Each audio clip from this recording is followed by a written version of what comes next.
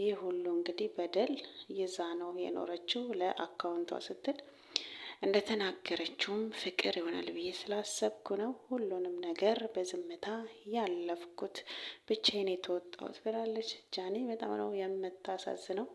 እንግዲህ እንደዚህ እየሆኑ ነው ብዙ ሴቶች ህይወታቸው እስከ ማለፍ የሚደርሱት ለአንድ ነገር ብለው አንድን ነገር በመተው ብዙ ወንዶች የሚጫወቱባቸው ሴቶች አሉ ማለት ነው በየቤቱና ጃኒ እንግዲህ ለአካውንቷ ብላ ብዙ ሆናለች። ፈጣሪ ግን በሰበብ እሱም እስር ቤት ገባ፣ እሷም ነፃነቷን አወጀች ማለት ነው። ጆን ዳንኤል እስር ቤት ባይገባ ኖሮ ጃኒ እስካሁን ድረስ በማስፈራራት አብራው እንደምትኖር ይሄ ምንም ጥርጥር የለውም። ግን ጃኒ እጅግ በጣም የዋ ስለሆነች ፈጣሪ እንግዲህ እሱን በምክንያት እስር ቤት አስገብቶ እሷን ደግሞ ነፃ አውጥቷታል። እና ፈጣሪ አንዳንዴ መጥቶ ወደ ህይወታችን ነፃ ሊያወጣን ሲፈልግ ምክንያት ይፈልግልናል ማለት ነው።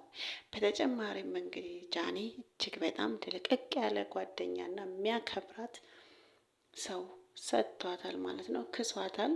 ይህ ሁላ እንግዲህ የዋህነቷ ነው፣ ቅንነቷ ነው። ታስታውቃለች። እጅግ በጣም ቅንና የዋናት እላችኋለሁ። እንግዲህ የጃኒ ታሪክ ይሄ ነው። እንግዲህ ሁላችሁም ሴቶች በእንደዚህ አይነት ሁኔታ ውስጥ ያላችሁ ሴቶች በፍጥነት ወደ ራሳችሁ መመለስ ነው ያለባችሁ። ለህግ አካል ማሳወቅ ካለባችሁ በፍጥነት ይህን እንደዚህ አይነት ጉዳይ ውስጥ ያላችሁ ሰዎች ማሳወቅ ነው ያለባችሁ እንጂ እስከ ሞት ያው እንግዲህ እነ ቀነኒን እናስታውሳለን። እሷም እንግዲህ በእንደዚህ አይነት መልኩ ችላችላ